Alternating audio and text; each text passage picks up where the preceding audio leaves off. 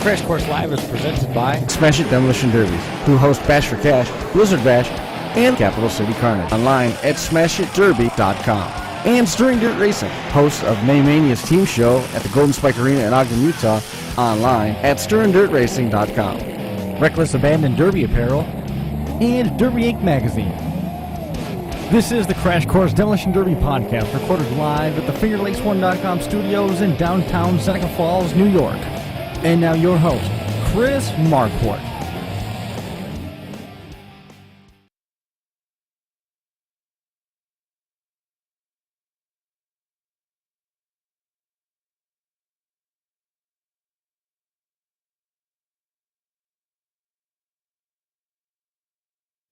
That there is to do with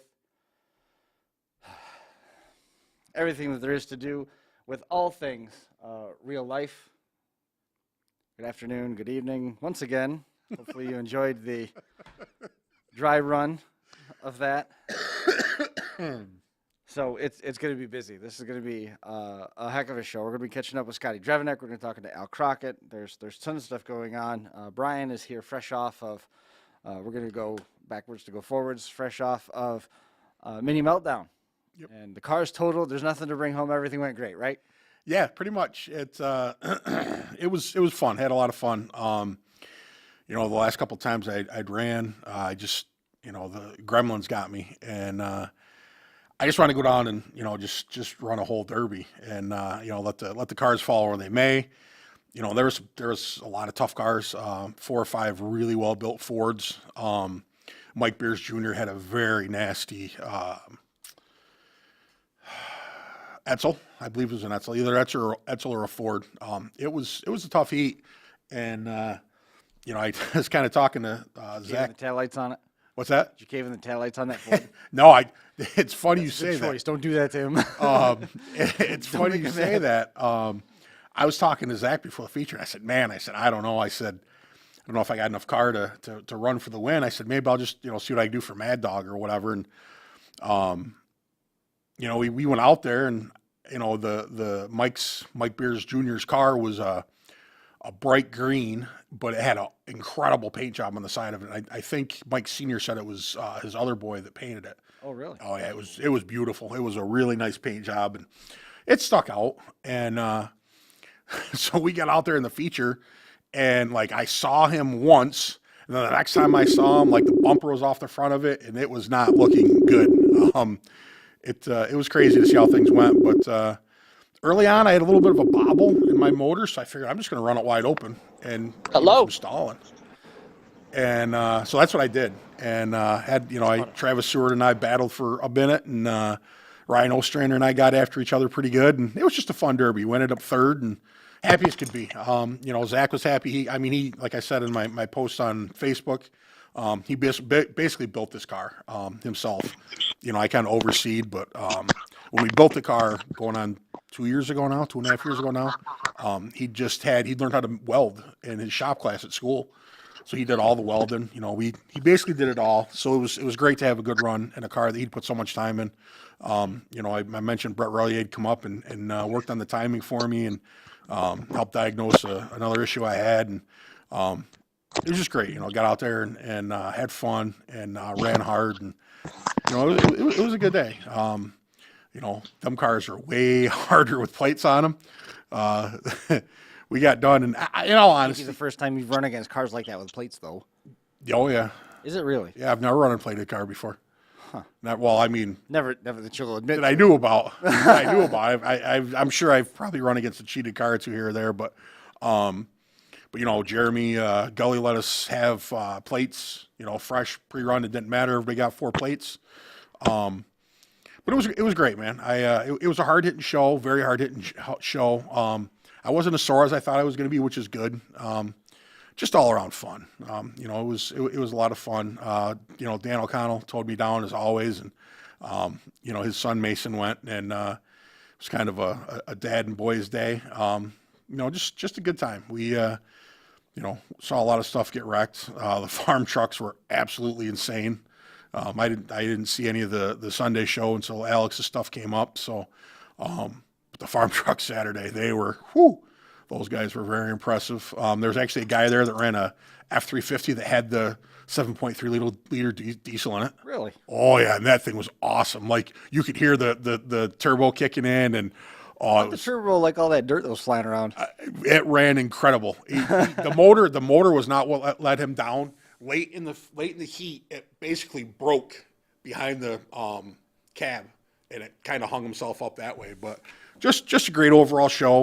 Like I said, I didn't catch the Sunday live, but everything went good. I thought everything went good Saturday.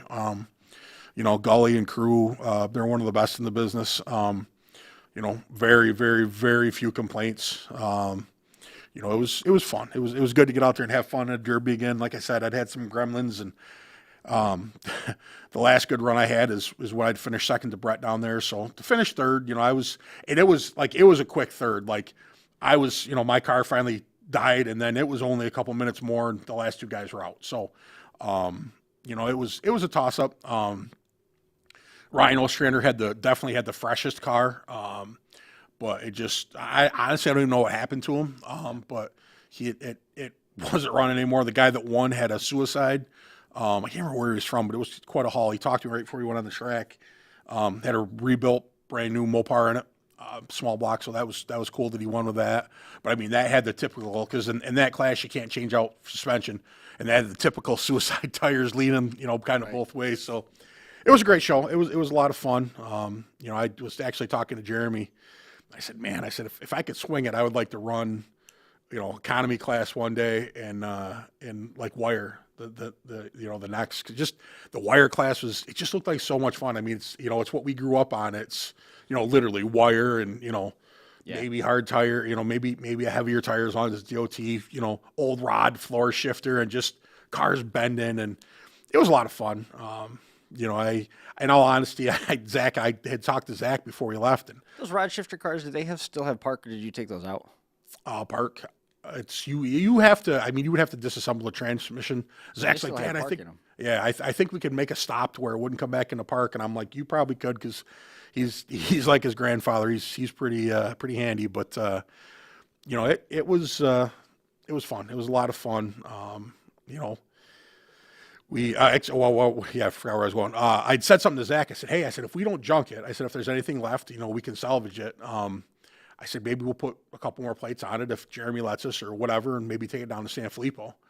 And it didn't look terrible. Like when I first started looking at it after the feature, I could tell the frame was bent, and but we were walking around looking, and I was standing there talking to Aaron Kasaya. He'd run a compact, and he had helped us load my car up. Zach's like, Dad, come here. And I'm like, what, bud? He goes, look at your roofs. Or he goes, look at your window bar. And I'm like, what? And he goes, was that straight? And I'm like, yeah. And the window bar is leaning like this. And I'm like, that's interesting. He goes, look at your roof sign. And like literally looking at the roof sign, now it was like this, like you could see one side of it. And it's hard to see where it's bent, but the roof is even bent on it. So we're gonna cut that one up, and she's gonna go become 12 Priuses. And Right.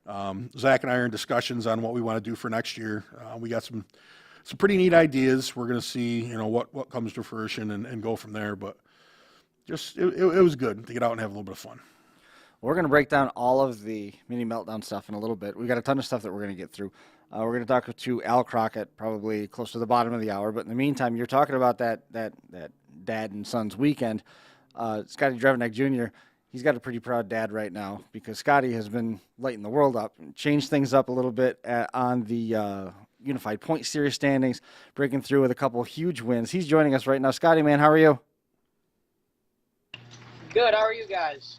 We're doing all right. So I would just love to get your take on it. The big news, the big win, was pulling down that W at the King of Ohio, which is awesome to see. I saw the pictures when I was scrolling through Facebook, and it didn't take long after that to hear from your dad asking if we still did podcasts. and I was sure that those two things weren't connected. But at the same time, for you to pull down that, and then you turn and you back it up with a win at Hardcore, you guys have been riding a little bit of momentum here. Yeah, I think we've derbied for like 3 or 4 weekends in a row at this point. Now, last time we talked, we weren't going to do this because it was too hard to put together big cars and all these various different things. Yet here we are, 4 straight weekends, And you guys haven't missed a beat from where you were last year. Yeah. Well, truth be told, King of Ohio and Hardcore, that was, I don't know how to describe that. That was just one of them things where I was just like, why not? Because I got that 03 I ran at the Expo, and I want to run that more this summer. Right. And I got to get my setup out of the full-size car, and the only way to cut that thing up was to junk it, so we finally did that. I like your logic. So, the King of Ohio show was Smith Metalworks rules, Yeah, it was this SMW rules. and that qualifies you for the Youth Full Size Championship show. I was actually already qualified for that at the Bash, so I guess now I'm just qualified like 3 times, apparently. Well, I see Rick Clark's son picked up an invite to that from finishing second to you at the second show, at the Hardcore Yep, show. he got second at Hardcore. And I'll tell you what, he drives nothing like his dad. You know, for as well as your dad and Rick get along, how well do you have have you had the opportunity to get to know?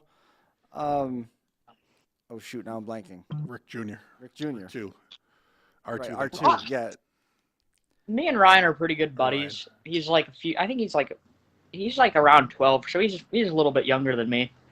But like out there on the track, I figured he'd be just like his dad. Wrong. Him and Cole Teets got into a battle, and I'm just sitting there in the back like, dude, I'm already used up. I'll just let you guys handle this.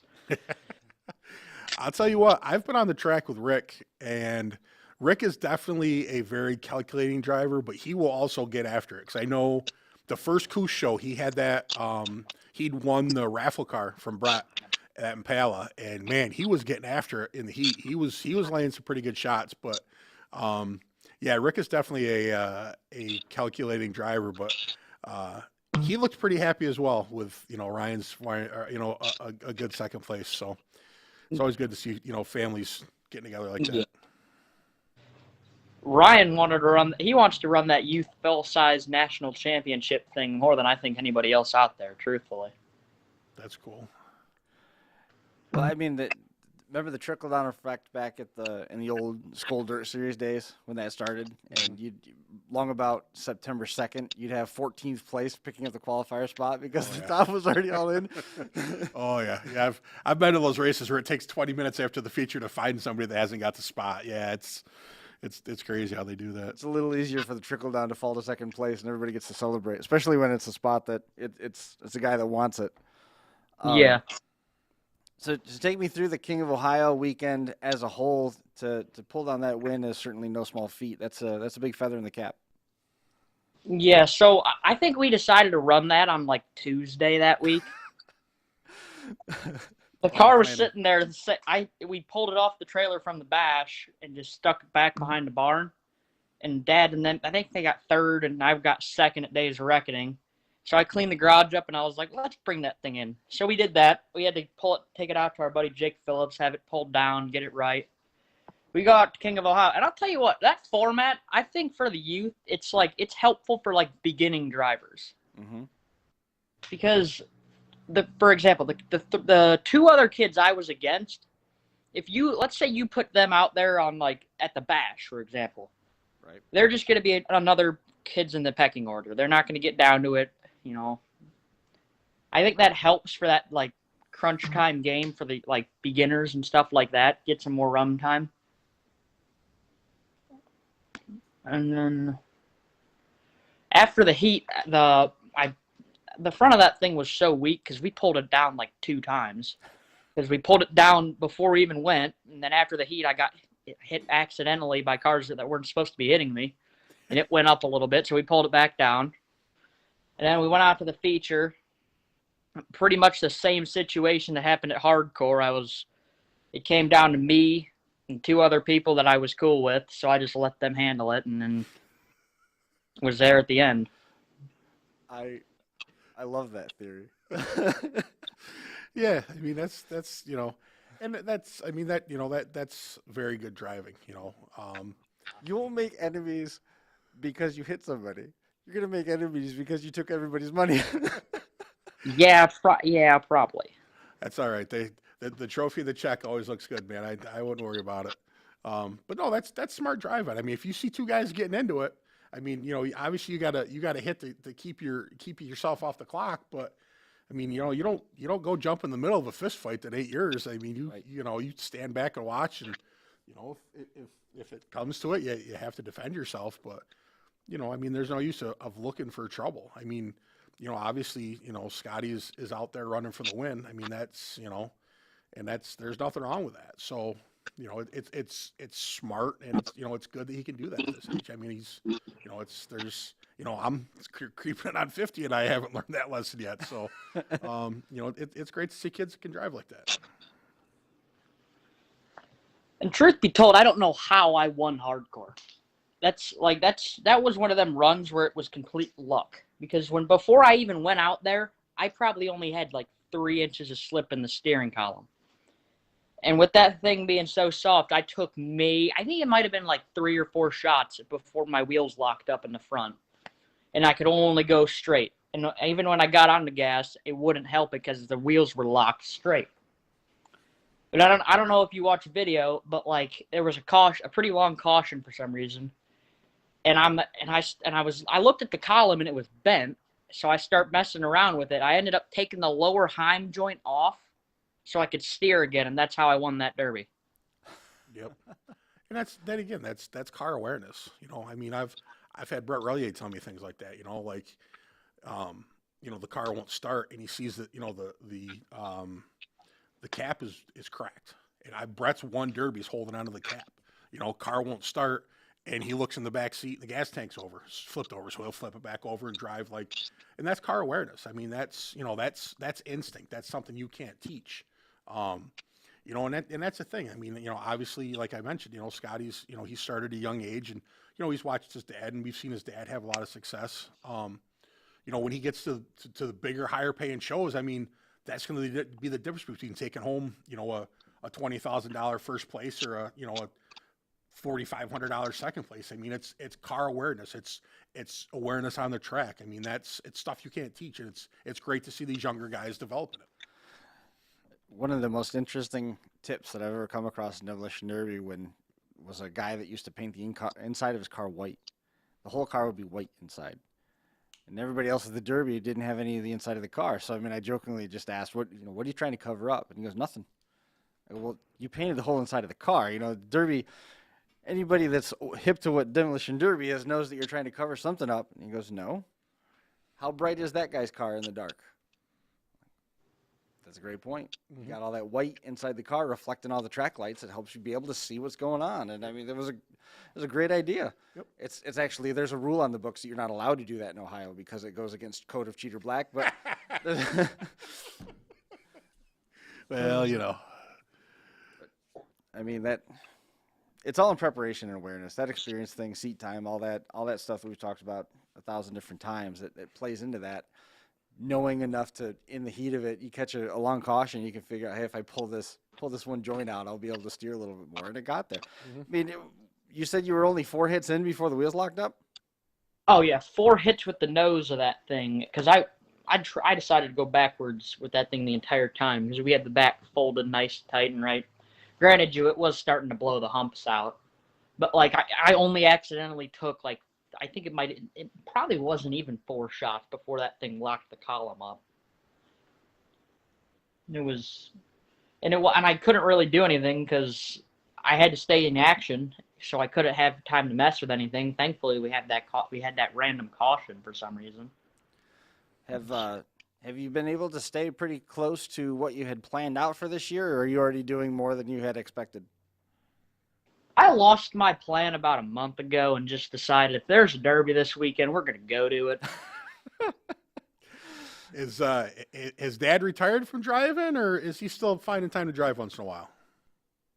Yes and no. We've mainly been working on me for about probably last year, I'd say. But this year, we're both planning on running pro stock around together, so that should be fun. Cool. Now, if it comes down to you and Dad, I mean, do you think he could beat the old man? Oh, yeah. Everybody I tell this to, they think I'm crazy, but I know this guy better than he knows himself, and all I got to do is get him a little worked up, and then the shot's gonna be right there. I love the confidence. Good for you. Good for you. Now, but what happens? What happens if Dad gets a little worked up and hits you at 40? I mean, are you ready for one of those shots or what? Yeah, it's gonna hurt, but he'll probably blow the nose off his car, so we'll end up winning anyways. So can't really complain. Oh, nothing like a little family feud. Get him worked up and then just feed the door, right? Yeah, there you go. See that before. That's man. I don't know where this leaves us. Oh, that's Gonna great get him to all hear. cranked up. I can only make him a little more angry, you know? Did you ever live those days when you were in high school, Brian, where you knew that like you could only make your dad just a little more angry if you decided to poke and prod? You know, the funny thing is like my dad was like the even tempered. Like I don't remember my dad being mad in high school. Like as we've gotten older and he's told me more stories, like he got it from his dad. So maybe mom, I might have poked and prodded mom a little bit, but I always knew when to stop. And but no, it's good. I mean, it's good to see, and it would be awesome to see, Scott and his dad, battling for a win. I mean, it doesn't get any better than that. I mean, I've seen it with Mark and Harold, and I've heard stories where Harold tipped Mark over, and Betty was not impressed that Harold had tipped Mark over. So things were a little quiet in the Benjamin household, but it's great to see. We mentioned Rick and Ryan, and it's great to see all these young guys coming up. It's as we've said before, I think Derby's in a great place, and it's only getting better. There's so many different schools of thought when you hear that father-son relationship. There's so many different stories, and Toby Hiley was one of them. It's everything is going to be earned. Somebody was in studio even with us and talked about how I had to figure it all out, one car at a time, and nobody gave me anything. And then you flip it around and you hear I think Brandon Reimer. I think it was Mark that talked about that. Yeah. And Brandon Reimer, when he had that derby where it came down to he and his dad, and he talked about how his dad was a great influence, and the Smith Metalworks youth thing. Some of those cars are cars that when they started with some of that stuff, it was all the Point Series, chasing those. They're putting together compact cars and things along those lines. The Smith Metalworks is all full size, so it's a little bit more in what Dad kind of knows. So maybe there's an opportunity to learn some different things there. Maybe not. Maybe all that stuff's being kept close to the vest, and the kids have to build it by themselves. But this whole thing, just as a whole, it's just really, really cool as it plays out. And hopefully we're teaching the next generation how to build early and learn how to run that stuff. It was an interesting take, and Scotty, I want your input on it. I heard that the way that this is coming along and the way that it's advancing so quickly with, you saw the Penwells, and we've seen the Myers, and we've seen Scott and the Clarks and all these outstanding second generation youth drivers, but they're starting with the best of everything, and we're teaching them how to drive for the win. They haven't learned the finesse of it, so to say, where start these guys off in full-size cars, but put them in rot boxes. Then they got to learn how to fight through, and they need to learn how to persevere to battle a car that's not running right, or to gain that situational awareness when the car won't steer, not put yourself in a bad situation. Is this Smith Metalworks situation skipping over a skill set that is almost a lost skill set, given where the Demolition Derby world is headed in terms of the more elaborate builds?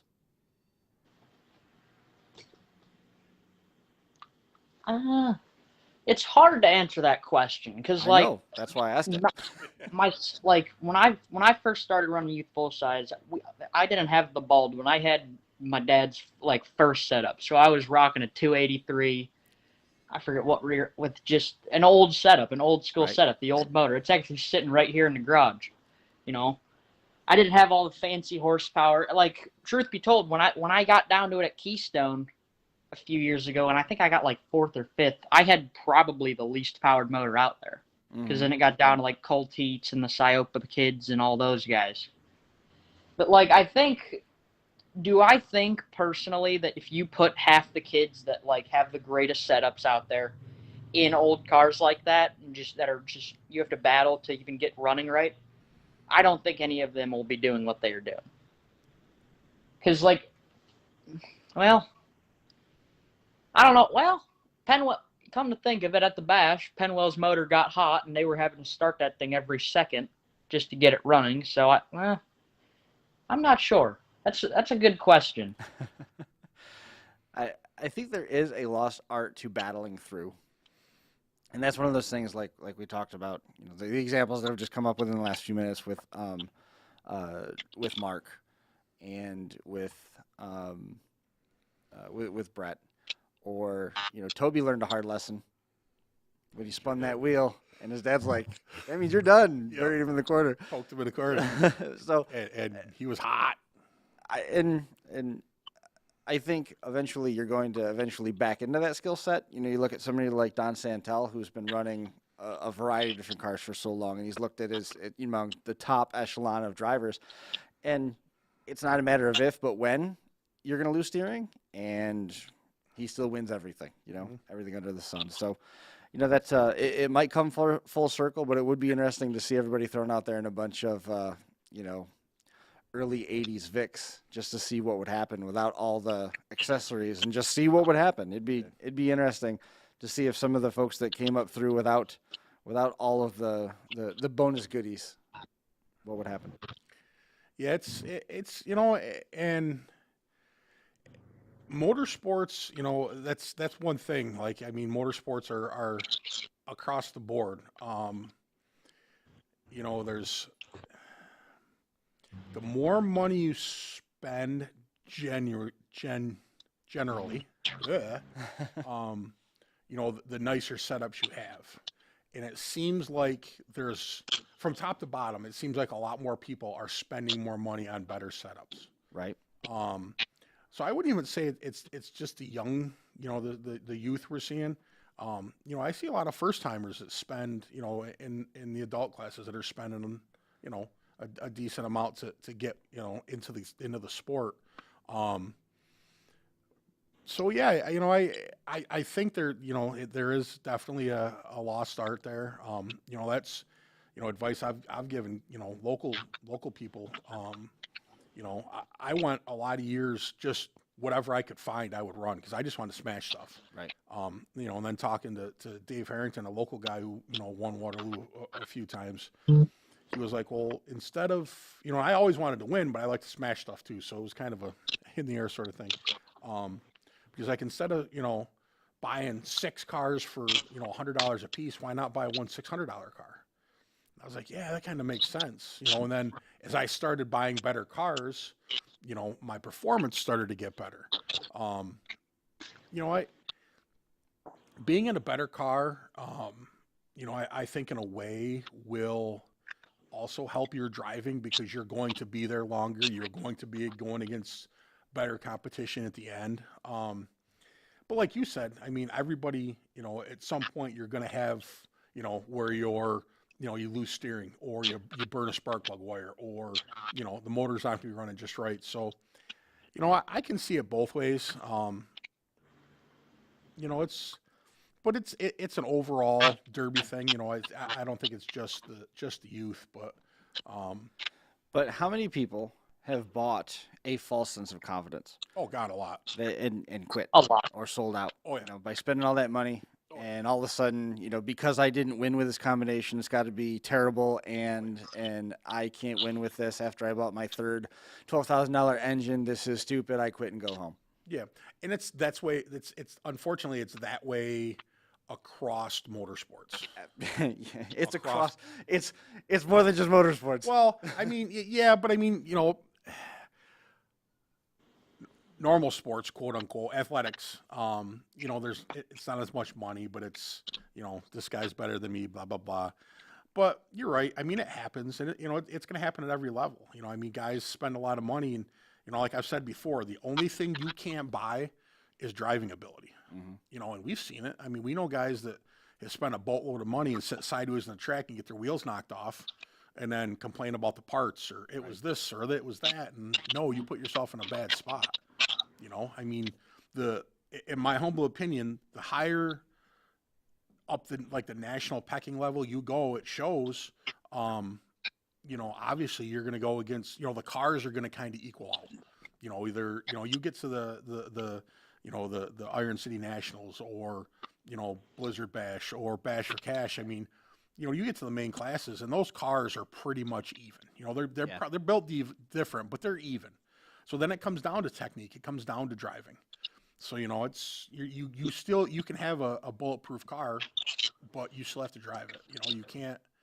So there's a lot of variables, but you know, it all comes down to driving. I mean, it's, you know, yes, I've seen guys that couldn't drive win because they, you know, outmotored somebody, but you know, it's not going to happen consistently. Does it all come down to driving?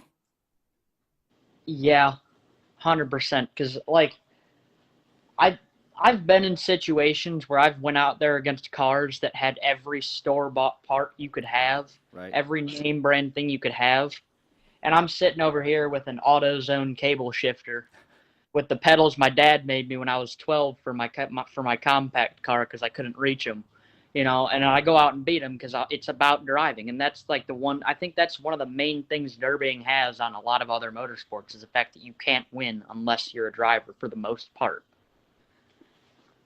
Well said. Yep. Preparation and seat time. Yep. I agree. Excellent. Where are you headed next?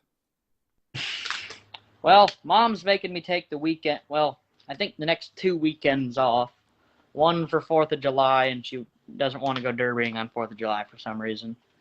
And then another next weekend for our cousin's graduation party, I think. And then I think after that, it's going to be that Jay County Fair, the one that Tony Godwin's putting on. Yep. I think I'm going to either take the Supra or me and Dad might take up some pro stock cars over there because it's paying $2,500 to win. Sweet. Scotty, I'm just going to give you a little advice, and it's not driving advice. This is life advice. What you want to do is you want to keep Mom happy because when Mom's happy, everybody's happy. And when Mama ain't happy, ain't nobody happy. So just as you progress on in your derby career, just remember those words. Yeah, that's very true. Oh, I know. Well, good luck over at Jay. I hope the momentum can continue. So do I. That would be awesome. It was great. I got a message as we were working through some of the struggles at home. Tony Godwin asked if we were going to have a show this week, and it's always nice to have somebody just say, "Hey, what's going on? Why?" Yeah, that's awesome. And it's all on YouTube, so it's a little bit tougher to find. And with the schedule of everything, plus the wild cards of digging holes, we'll leave it at that. Soccer games. Yeah, it's been a little bit more. It's been even more chaotic this year than it was last year. But I know every time I say this, more chaos arrives. But I'm hoping things are stabilizing and we're going to be in a little bit better shape going forward. So hopefully we'll be able to catch up with Tony because he's one of the first people to ask. It's like, did you have one this week? What's going on? Where can I find it? Yep. So it's really cool. So I hope you guys go out there and run the table, man. Good luck. Travel safe and enjoy the 2 weekends at home. There's nothing wrong with doing nothing. I guess so. Yep. Cool. Well, congratulations again, Scotty. We'll catch up with you in a while. Thank you. Sounds good. Thanks for having me on. You bet. We'll see you later. See you. Bye. What a great young man. Yeah. What he kind of reminds me of? Logan Duvall. Yeah? Just personality, you know, good driver, good young man. So it'll be fun to watch him progress. I'm just glad that it didn't shut off on him. It was a nightmare. We had all sorts of computer problems. Then it sounded like, remember we were talking to him and the PC blew up. I didn't think that he would ever come on again. It had to be the worst experience, and he handled it better than I did. Yeah. Which is always good. Oh, goodness. All right. So just to follow up on some of the things that we were talking about with Scott and Trace Braun got the win at the King of Ohio. Overall, the King of Ohio championship went home with Trace Braun, and Corey Roman, who won the King of Ohio last year. He got a win in Skysville over the weekend. And with the hardcore event, we were talking about Scotty Drevenak taking the win. Second place, Ryan Clark, Cole Teets was third. Weld Compact, Cameron Ryan, Alex Claypool, and Tyler Dixon. The hardcore compact class, Brandon Kinney got the win there over Eddie Springer and Brian Cargill. Hammer Award went to Brian Cargill.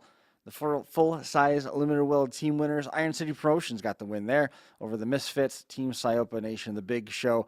Ended up third place. Hammer Award went to Zach Campbell from Team Derby Sharks.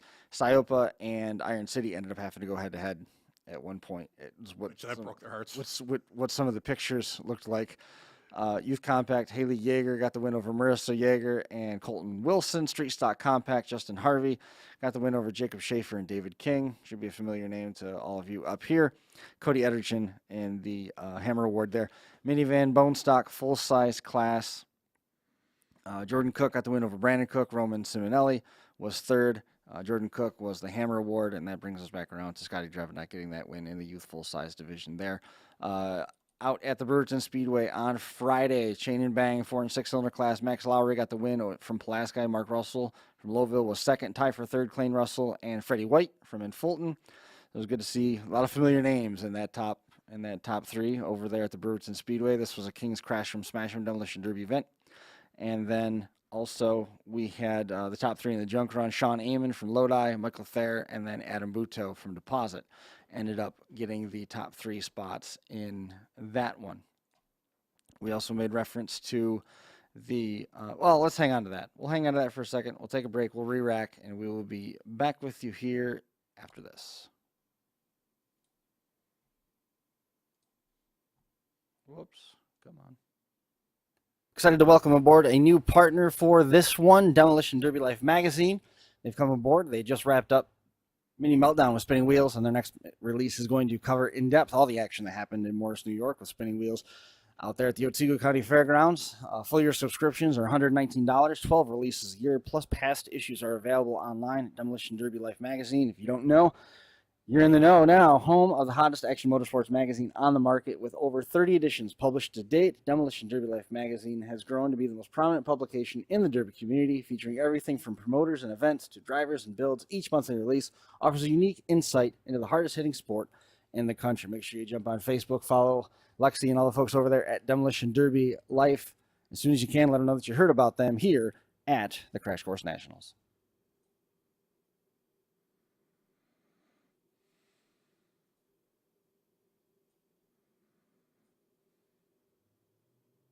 And next up on the 2022 Hardcore Tour, July the 2nd, Mayhem on the Mountain in Farmington, Pennsylvania. Full-size bone stock, hardcore compacts, mini truck, minivan, and SUV Derby. Power Wheels are welcome to come as well. July the 23rd is King of the Hill at the Jacktown Fair in Windridge, Pennsylvania. Hardcore compacts were based on pre-registrations. Hobby stock also pre-registered, and the Power Wheels are on the card there as well.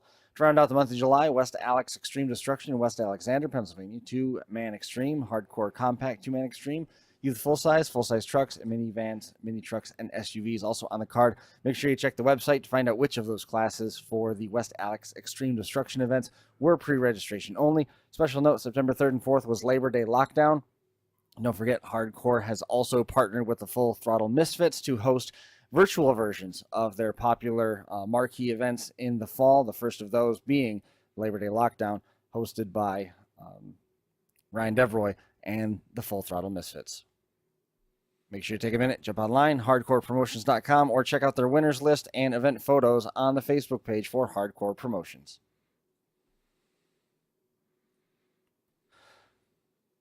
And on the ME527 Unified Series leaderboard, Ty Richards still out in front with 60 points. Don Santel right there on his heels with 55 points to his credit, only 5 points back. Trevor Jones is sitting in third still with 47 points. Steven Sickles has jumped up to fourth, leapfrogging over Bill Miller in fifth, and J.D. Lorene's win has moved him up to sixth, only 2 points separating them with 46, 45, and 44 respectively. Cody Klumke sitting out there with 42 points. Scotty Drevenak's win at King of Ohio has helped him jump up to eighth with 35 points. Corey Buddy, Dennis Hogan, and Daryl Myers all tied for ninth with 38 points apiece. Up next, July the 9th, Justin Buchanan is hosting Proctorville's Derby in Ohio, and then Justin Buchanan's second night of action out there is going to be July the 16th. Dead Man Productions Day of the Dead in New Alex, Pennsylvania is July the 23rd, July the 25th, and July the 29th. Ruts Fabrication hosts the Hamilton Fair in Butler. And then the month of August is going to round out on July the 30th with the first night of the Preble Fair hosted by Smash It in Eaton, Ohio. The second night is going to be the 6th of August, leading up to Hardcore Promotions Washington Warzone in Washington, Pennsylvania on August the 13th. For additional details, jump online and check out the ME527 Unified Series at 527unifiedseries.com. Now, that brings us to the virtual Unified Point Series. The Crash Course Nationals 4 was this past weekend. Up ahead, we've got a busy month of July. There's going to be a little bit of shifting as well. I believe one of those events is going to be jumping to the 29th. July the 1st is Road Rage with GE Designs. Midsummer Mayhem is going to be pushed back to the end of July. Impact Summer Slam, hosted by DFWAI, July 15th and 16th. And then Vito 324 Gaming is hosting Compact Carnage on July the 23rd. And then the month is going to round out with that Midsummer Mayhem event as they move to July the 29th. And August 5th and 6th will be the first event where we see Full Throttle Misfits teaming with Hardcore Derby and hosting the virtual version of Washington Warzone. They're going to do that again September 2nd, 2, and 3 as they host Labor Day Lockdown. Again, that's going to be Full Throttle Misfits teaming with Hardcore Derby Promotions. Leaderboard after the Crash Course Nationals: Andrew Hernandez, 70 points. Kyle Homer, 60 points. Rowdy Burns with 48 points. He jumped up to third past Anthony Hernandez with 46. Michael Kuhn still sitting up there in fifth place with 32 points. Colin Wiley with 30 points. Johnny Shanks is in a tie for seventh with Earl Ruff. Both of them have 26 points. And then a three-way tie for ninth: Zach Drummond, Chris Parton, and Roger McClaskey with 20 points each. Again, if you have any questions about that, feel free to contact me or jump online, 527unifiedseries.com. And just to give you a rundown on who took home the laurels at Crash Course Nationals 4, finally, Dalton Rude breaking through with his first win. He's got the most Mad Dogs in the history of the Crash Course Nationals events. He finally got a win. He took out Trevor Mulder to win the Well Class. Richard Wamsley was third. Johnny Shanks got the Mad Dog in that one. Compacts, Herb Elkins came out of nowhere and had a huge weekend. He got the win in the compacts over Scott Webster in Tennessee. Brandon Waller was third. Bryson Valentine got the Mad Dog there. And in the trucks, Scott Webster finally got his first win at the Crash Course Nationals. He won the trucks division over Ryan Deveroy, and Herb Elkins was third in that one. Dalton Rude got the Mad Dog. In the 80s Pure Stock, Herb Elkins got the win. Sportsmanship bit John Alexander a little bit. It was a little tough to see. John, man, JYD, he had it won, knocked him off the wall to finish it right, and it ended up playing in his disadvantage. So just say, John Alexander second, Torrey Hagan from up in Minnesota was third, Kyle Shaw with the Mad Dog in that one. Johnny Shanks, the pride of Platte City, Missouri, got the win in the Old Iron Pure Stocks over Scott Webster. John Alexander was third. Dalton Rude with Mad Dog. Team Everyone ran the table on the Imperials. The Imperials got knocked out in succession, 1, 2, 3, 4, 5, 6, just like that. The Team Everybody never even lost a car. Wow. That team was Jesse Myers, Trevor Mulder, Chris Parton, Jeff Smalley, Kyle Holman, and Jordan Gardner in that one. And then the Crash Course Nationals, it came down to Chris Parton and Rowdy Burns. Chris Parton was number 2 in the original Crash Course Nationals and has been chasing this for a while. Finally got his win. Yes. So that was awesome. I was happy for him. Rowdy Burns was second from Wyoming, and his nickname's Ruthless. He showed it. It was a fun one to see. And then Colin Walker back in the game got third. Trevor Mulder, Jeff Smalley back through the top 5, and Dylan Blackburn, Mad Dog, in that feature. So we've got that rundown, and then also we've got the stuff for Mini Meltdown before we get a hold of. Let's see. We're going to get a hold of. Do this. We have the Richmond, Indiana event that we talked about on the Unified Point Series. Corbin Smith won Youth Mini. Rear-wheel drive stock was Mariah Reese. Mini mods, William Matty got the win over David Tillery. Front-wheel drive stock, J.D. Lorene got the win over Steven Sickles and Brandon T. Clayton McFarland was the Mad Dog. Motorswap class, Joe Woodward won that one. Dan Irvine was second. Chance Hendrickson third. Vans, Caleb Bremley. Steven Sickles was second in the Vans. Don Santel was third, so that gave him a boost in points as well. We gave you the breakdown. We gave you the breakdown on all of the point standings. On that front now, we're going to get a hold of the one and only Al Crockett, who picked up a popular win in the... Someone has messaged us, and it shifted all of the presets that I had put together. Sent everything askew. But yeah, you were talking about how much fun that show was. I didn't see anything on the River City Rampage. Either did I. Now that you mention it, I heard talk of it going into it, but I didn't see any results online, which is kind of strange. We usually try to do something there. We didn't have that immediately, but try to get Al the old school way. Saturday Bone Stock at the Mini Meltdown show was Jeff Bucknam got the win. Dan Snyder was second place. Mike Trenchard was third. Ethan Bonacave was the Mad Dog. Farm Trucks, Brad Amon. Oh, maybe we've got... oh, that's not going to work. Okay. So, lost my truck. Brad Amon got first place. Brian Amon was second. Eric Amon was third. Travis Lavin was the Mad Dog. Economy V8, Jossie Rockhill taking home the win over Ryan Alstrander. And our own beloved Brian Tompkins was third. Corey Bradbury was the Mad Dog in that one. And Bone Stock, Al Crockett wheeled down the Cordoba to win over Jeff Snyder. And Chad Ricketts was third. Zach Shaw was the Mad Dog. Reed Scott got the W over Lexi Drows and Caleb Robinson. Anthony Williams was the Mad Dog. Extreme V8 class, Chris Niles and Jamie St. Mary for the second year in a row got the win. Caden Barney and Taylor St. Mary were second. Jacob St. Mary and Chris Tucker were third and got the Mad Dog in the vans. Brett Hibbert got the win there and a $500 bonus. Gary Cooper was next. Adrian Gilbert, Danny Gill was the Mad Dog in that one. And in the Meltdown comebacks, Craig Bedell got the win at Meltdown and a $500 bonus. Brett Hibbert got second place. Dylan Archer, Luke Hobart, and Freddie White rounding out the top five. $41,000 paid out, 286 cars registered overall. That's a lot. Those are some big numbers. Yeah. Like I said, it was, Saturday went great. I watched the video Sunday. It looked like it was a good show as well. So, Jeremy and crew are doing pretty good things. So kudos to those guys. We'll get Al on the phone here in a second. We were a little nervous. Cordoba. We on the way it rained on and off most of the way to Morris, but then we got there and it sprinkled a little bit, and then it was decent. Yeah, it was pretty good overall. For what the weekend was shaping up that it could possibly be. We've got Al Crockett here on the line, and we just broke down all the results, Al, and it was good to see that the Mopar carries you to victory lane. Have we got you?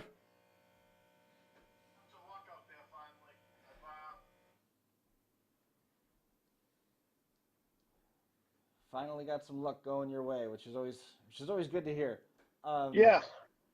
How break down the run and how important luck plays into something like that, because it was an economy class build. It's not like it had a bunch of extra add-ons.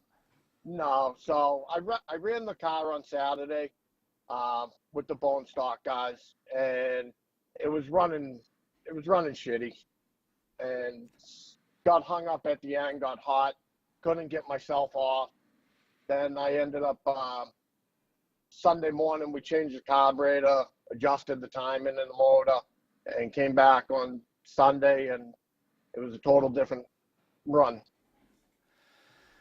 In terms of doing all those adjustments and stuff, what ended up being the difference? Why was it running rough? Did you have to do something inside the carburetor? Was it one of those things where it was running fine at home, but then the toe in ended up shaking something loose in the fuel pump or in the bottom of the tank or in the fuel filter or the bottom of the carburetor bowls or something crazy like that? Honestly, I think it was all in the timing. Last year when I was out at San Filippo, somehow the points got bent in the distributor, and at the end of last year, I switched the motor over to a complete MSD ignition. Distributor, MSD box, wires, the whole 9 yards. And thought I had it timed right, but obviously it was off. And we changed the carburetor as well, thinking that possibly that may have been the issue as well. But honestly, I think it was all in the timing. And I never really ran it at home and got it real hot. Thought I had it nailed, but I was off. And I was lucky enough to bring it back on Sunday and run it Sunday with those guys on Sunday. Where was this car from? I got the car out of Boston, actually. Nice. Not too far from Larry Bucknam's house, actually. How'd Larry feel about And, that? Yeah. He wasn't too happy. But hey, first one that showed up with money, put it on the trailer. Can't beat that. Nope. So, I pulled the motor out. I put the Magnum in it. Or I shouldn't say I pulled the motor out. I probably wouldn't have ran Meltdown if it wasn't for Tom Taylor Sr., Scott Benito, and another buddy, Chris Higgins. Mm-hmm. My daughter had soccer tournaments going on, and I was going around with her to soccer, and those guys had me drop the car off at Tom's house, and Tom got the motor swapped for me and got my cage in and stuff, and I had to do a little odds and ends afterward, but other than that, if it wasn't for those guys, I wouldn't have made it out to Meltdown this year. It's always good to have friends like that. Absolutely. And I heard, Brian, you were talking about a park walk for a Mopar training. Yep. I actually have one Oh, nice. that I fabricated. I'll send you a picture of it later on. I would appreciate that. It was Very simple. Yeah, that's like I said, my oldest son is a lot like my dad. He's very mechanically inclined, and he's like, I think we could make something where we could, because I'd never had any luck, and that's what I told him. I'm like, because before all the fancy shifters came out, we had made our own actual floor shifter, but it wasn't just a rod, and I have ran just a rod, but not enough to where I'm comfortable with it. Some guys can go from low to reverse and never hit park. Well, every time I would try that, I'd end up in park and have to kick it up one. So yeah, I would appreciate that. That would be very cool. Yeah, absolutely. Because that ball and stock class, you got to run a simple threaded rod. You can't run the nice cable shifter, unfortunately. And Yep. We fabricated one up, and thing works great. Like I said to Chris, it's such a fun class to watch. It's what we started with. That's what Chris and I got hooked on. Watching at our hometown was cars built like that, and unfortunately, you're probably going to ruin the car. You're probably not going to get more than one run out of it. I'm not going to anyways. So I mean, but I do that with the economy class. So it just, it's something fun. It's a class I'm definitely going to run at some point. I said it'd be cool to run both classes next year, but I don't know if that'll be in the Derby budget or not. So definitely something I'm going to run before I hang my helmet up. Yeah, those guys on Saturday, those Snyders, man, they bring some nice Mopars. Oh, yeah. And there was a bunch. I'm like, of them. they're going to be a handful, that's for sure. Yep. Well, it's funny. I knew Dougie and Dan Senior. They were some New York guys that They were terrorizing. Oh yeah, they were dominant for a lot of years. And Dan Jr., which is he was running the 68. He finished second Saturday and won Mad Dog as well. Sure when I coached, I don't know how that was loud, by the way. when I coached high school football way back in the day, Danny was on one of the teams. So I mean, I've known him, literally forever. And I hadn't seen him in a while. And he came up, we talked, and he got that Cordoba and like two other ones he hauled from like Missouri or Wyoming or something way out there. It was an old Chrysler dealership that had went out of business. And you walked out back, and he said, as far as you could see in this fenced-in area, Mopars, Monacos, Furies, Cordobas, everything. And he's like, most of them were, pretty much, faded paint was about it. And he was like, man, he's like, I wish I had more, more money, more trailers. I think he said they came out of there with, I don't know, 3 or 4 Cordobas and some other stuff that he bought sight unseen that ended up being junk. So he sold it for junk there. But just, it was fun to watch. Like I said, it was just, and it was a good hard hitting show. And, I watched the video from Alex on Sunday, and that was, it was also a great heat. So just an awesome class.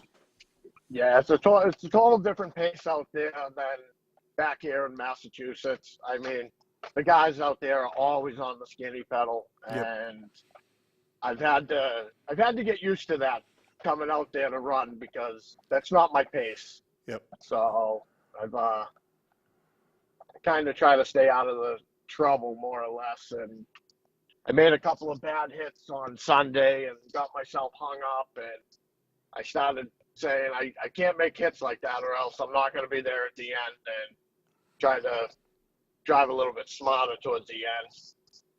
What's, I went out Saturday in my heat, and I generally I try to feel things out just to see, how it's going to be. And man, I got off the line and I took a big shot here and I took a big shot there, and I'm like, well, so much for waiting. I guess we're going to get after it. And, I was on the gas pretty heavy. I did find a couple of nice spots to hide for a few seconds here, a few seconds there. And What color was the car again? purple and white. Makes it easy to hide, huh? Yeah.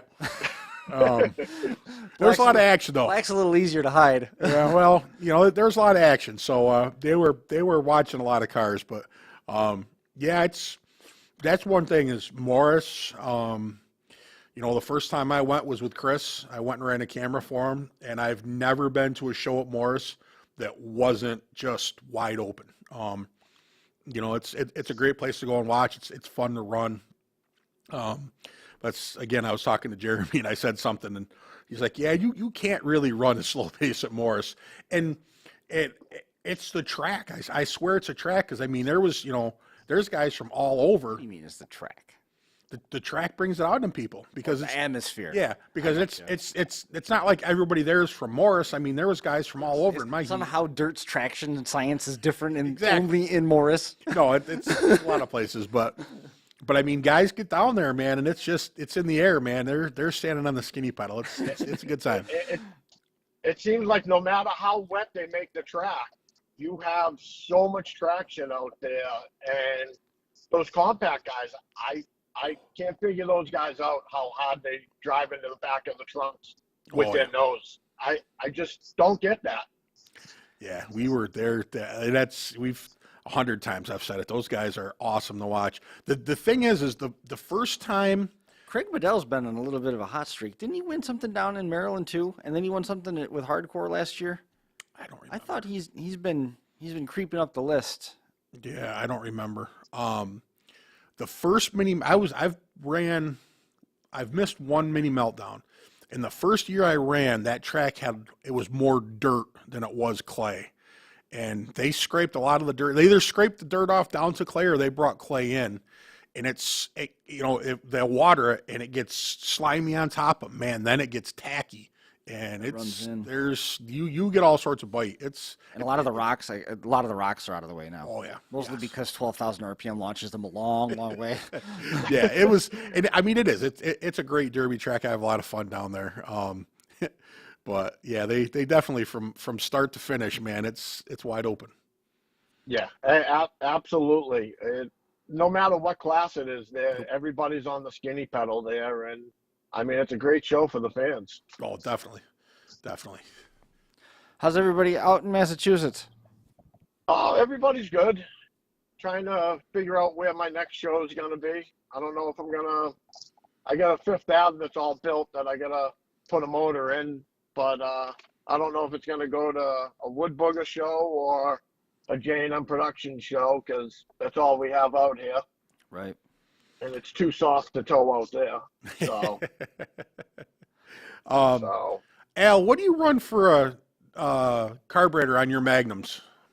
4412. Do you? Yeah. I run the 2G. The 4412 is, I know it's a reliable carburetor, but there's more like pieces. So there's more that could go wrong. I just wondered. I run a Jeremy Gard 2G on mine. But I didn't know, and I run the actual Chrysler electronic ignition on it, and there's a definite, the hotter the spark, the better she runs. That's for sure. Yeah, I was always one to run the points. I always liked running points in my motors, and then last year somehow the points got bent, and I just couldn't understand how the points got bent inside the distributor. Yeah, that's strange. We pulled everything out and dropped the MSD in it, and that's where I went. I had it, so figured to use it. Yep, definitely. So What's Tom up to these days? Tom's getting ready to strip the car that he just run out there. That he broke the crankshaft off the front of the motor. Whoops. So yeah, he likes that skinny pedal and he likes going forward.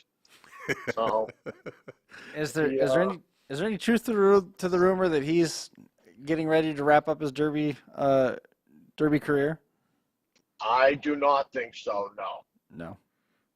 I don't see that happening anytime soon. Me either.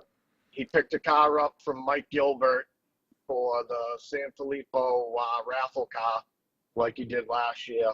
Nice. He's got a motor all apart in the shop that he's doing a complete rebuild on. That's going to go in that car.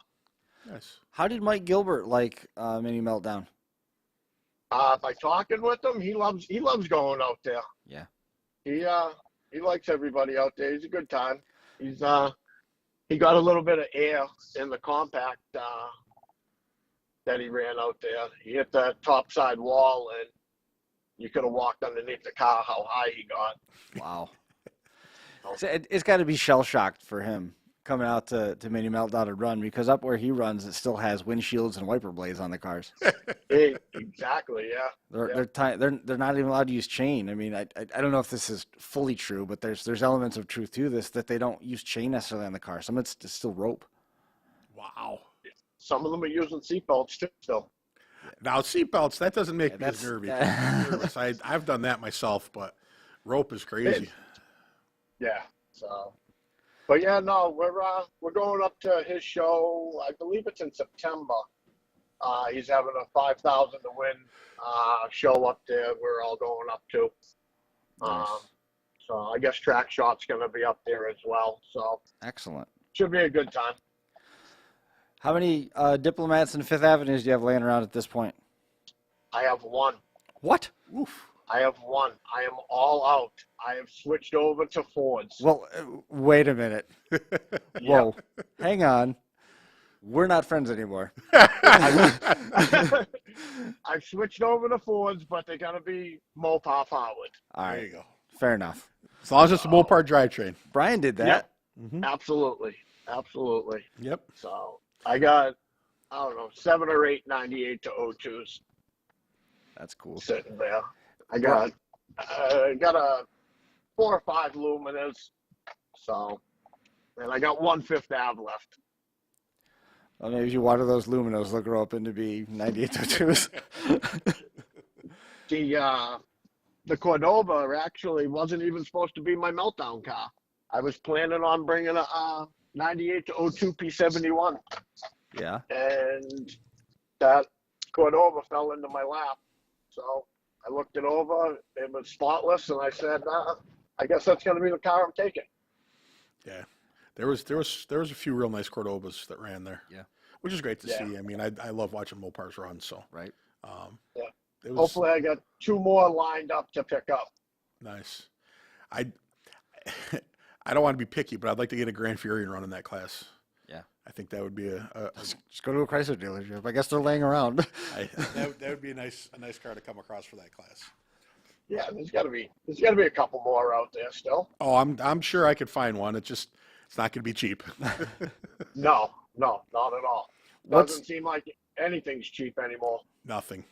I mean, Well, such is life. and you know it's funny. I was talking with Brett, and even Fords are getting expensive. I mean, there's guys that are paying $1,000 for a Ford shell now, and they used to be $400, $500, $600 cars. But Well, everybody keeps winning with them. yeah, successful do that. But like Al said, I mean, unfortunately, there's still a surplus of them around, and there's not so much other stuff. So, I think eventually, the majority of people are going to be running Vicks because that's what's going to be around. I was going to say, if you're still in the hunt for like Fifth Avenues and stuff like that, you got to get a hold of Eric Remington. I'm sure if he doesn't have any, then he's got some leads on stuff. He always had a pile of those things around. Yeah. What happened to the Imperial? That moved on. I know. Moved What on. happened to the Imperial? Why is it not? Why is it not at your house? I decided I was going to buy a new truck, and I said, you know what? I want the money instead of the car. And then I went to the Ford dealer, and I should have kept the Imperial. That's terrific. Did you traded it in towards the new truck? Yeah, no. Oh, I I'm like, wait, what? I sold it to one of the guys here at Mass. Oh, okay. So, and now it's been sold to, I believe, Jim Mann. All right. He had, I guess his Imperial had a little fender bender, his driver, and he needed some parts off of it. There was a couple Imperials for sale down there Saturday. Oh, yeah? Down there. There was a 62 or 63, and then there was like a 64 through 66 I saw in the trailer. So Jim's going to fix his car, which means that car's going to stay on the road. But this car's probably going to end up getting smashed down the line. Yeah, eventually it will, yeah.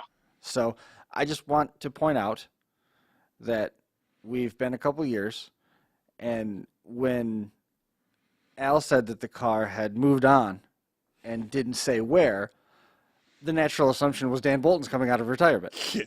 No, I don't think that's happening. No. It's about that time. No, I think those days are past. I got that last Imperial that Dan picked up. I actually found that in a junkyard in Rhode Island, and I hooked him up with the guy, and he ended up with it. Nice. And then I think it moved on to Klinger after that, I think. And it Good way to go. probably stopped right there then. Yeah, I'm sure it did. In a I'm basket. sure it did. Yep. So, Awesome. but Well, Al, man, it's always good to catch up with you. likewise. Anybody that you want to make mention of before we let you go?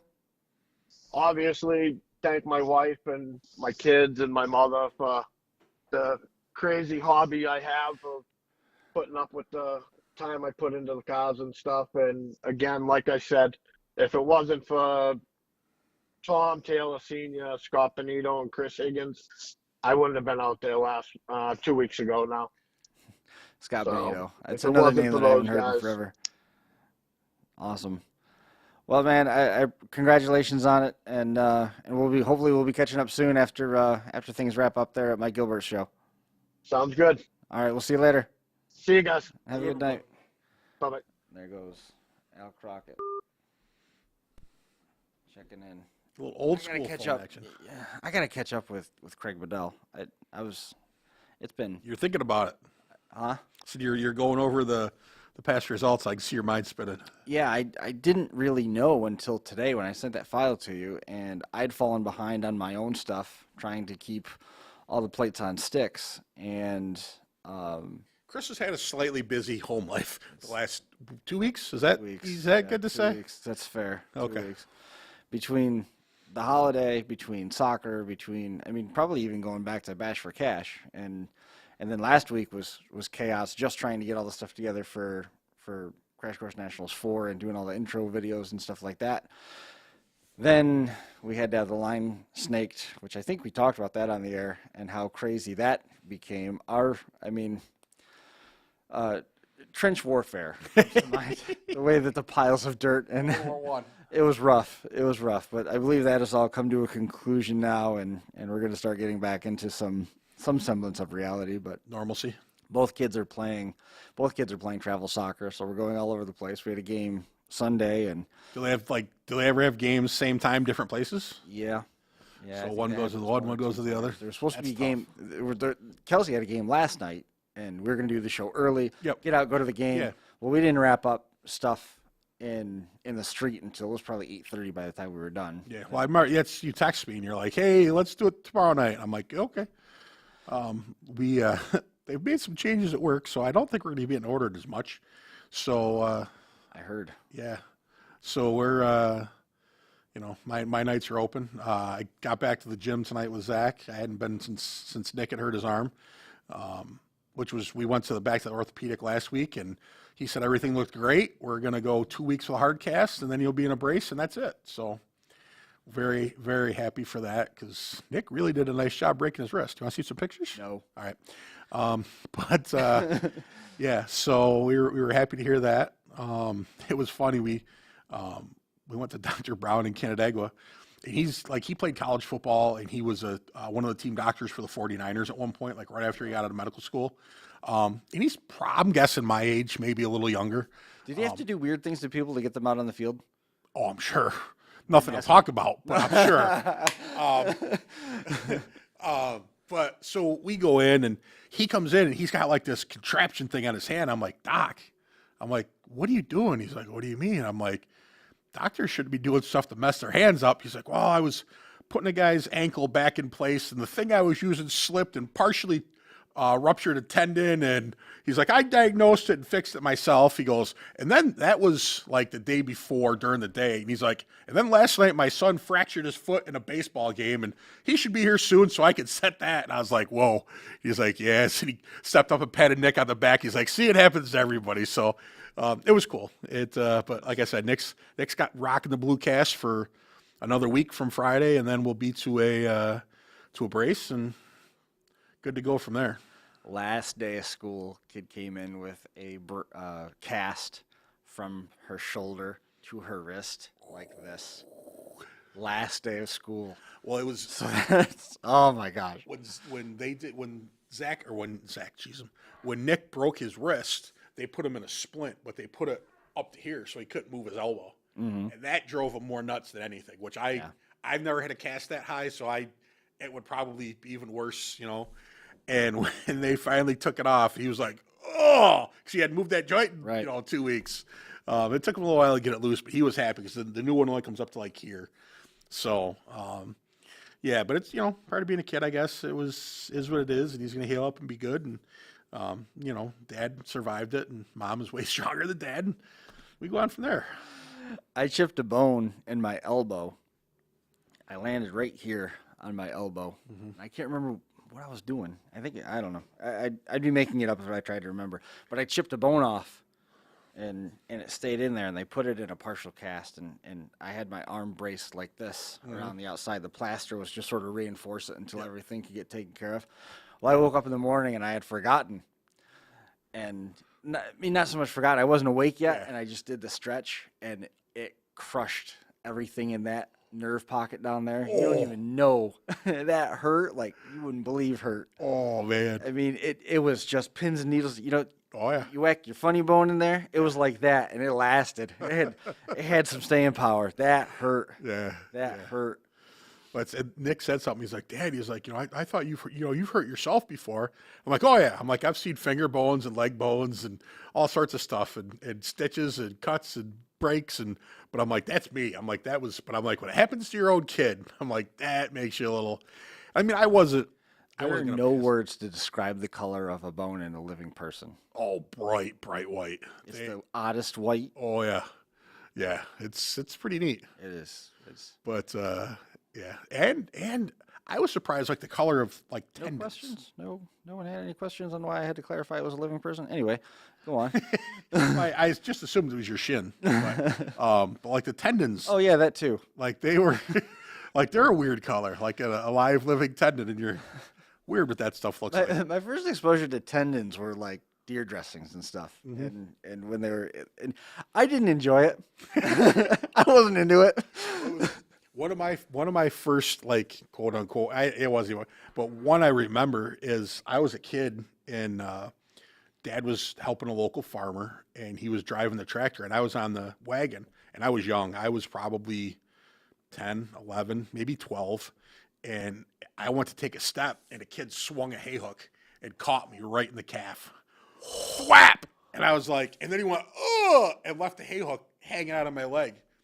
So I pulled it out, and it Poor choices. like there was minuscule blood, and it like watered down my leg because muscle is 90% water, and I got this perfect little eye drop looking thing or teardrop looking thing, and it was like we got ads. We're out. All done. Great story. We're done. We're done here. Chris doesn't like them. Check out our friends from All from Where'd Him. you go? We did the derby. Ow, my head. You want to do a derby?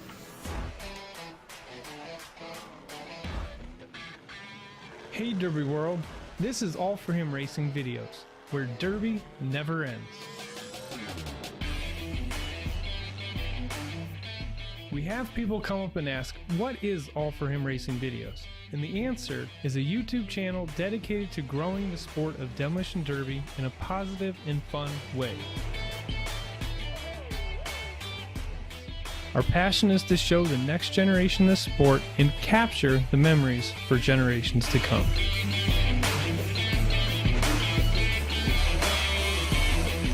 We're just trying to show that you can be a Christian, do crazy and exciting things like demolition derby, and just spread the word.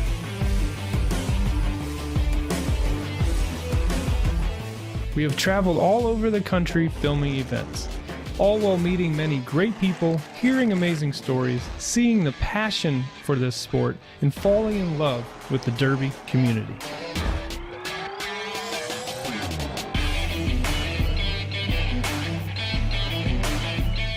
We have grown to be the largest demolition derby channel on YouTube across the world, with millions of views within our large library of videos. We love what we do and can't wait for what the future has in store. We always want to be a place for positive, exciting, and action-packed derby videos.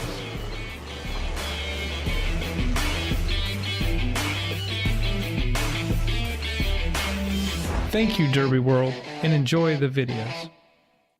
Jeffy's Fab Farm in Fredericksburg, Virginia specializes in all of your demolition derby needs. We've got you covered from bumper to bumper.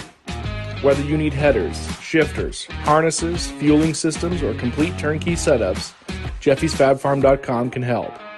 We've even got a Canadian branch to help our northern customers. With over 16 years in the industry, we've got the knowledge and experience needed to provide the highest quality parts and put you in the winner's circle. Visit our website today or call Jeff at 540-907-3390. Fabby says the best parts come from the farm.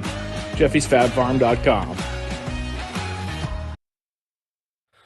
RPM Group is a progressive waste management business serving nearly 4,000 residents and businesses around Owego, New York. RPM Group can take care of all your waste management needs.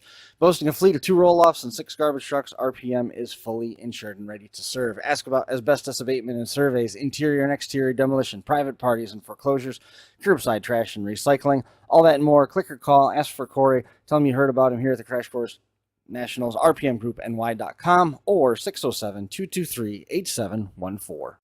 Smash It Demolition Derbies has a county fair schedule posted now. July 11th and 15th is Montgomery County. July 16th is Madison County. July 21st and 23rd, Fayette County.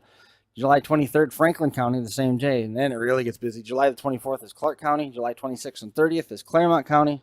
Also Shelby County. Also the first night of Preble. Again, July 30th and August 1st at the Preble County Derbies. For classes, rules, events, and additional information, you can jump online and visit smashitderby.com.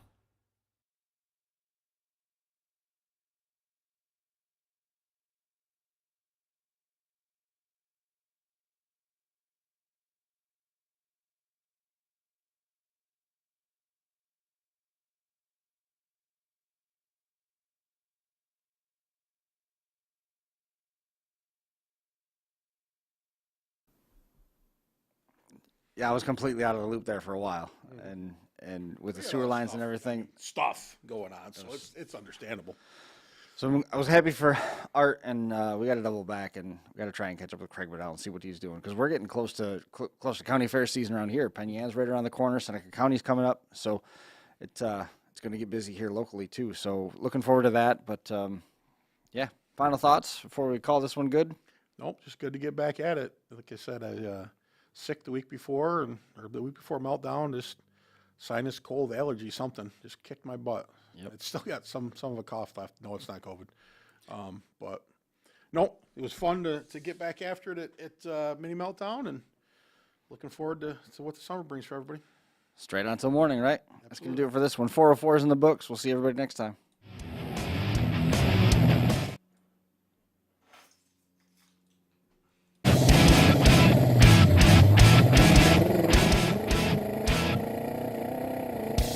Crash Course Live is presented by Smash It Demolition Derby, who host Bash for Cash, Blizzard Bash, and Capital City Carnage. Online at smashitderby.com. And Stirring Dirt Racing, hosts of May Mania's team show at the Golden Spike Arena in Ogden, Utah. Online at stirringdirtracing.com. Reckless Abandon Derby Apparel, and Derby Inc. Magazine. This is the Crash Course Demolition Derby podcast, recorded live at the FingerLinks1.com studios in downtown Seneca Falls, New York.